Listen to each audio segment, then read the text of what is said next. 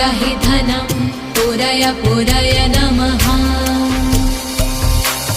ॐ ह्रीं श्रीं क्लीं श्रीं कुबेराय अष्टलक्ष्मी मम ग्रहे धनं पुरय पुरय नमः।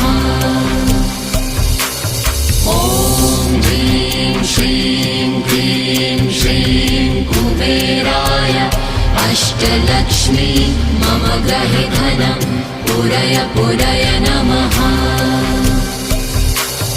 ॐ ह्रीं श्रीं क्लीं श्रीं कुबेराय अष्टलक्ष्मी मम ग्रहे धनं पुरय पुरय नमः।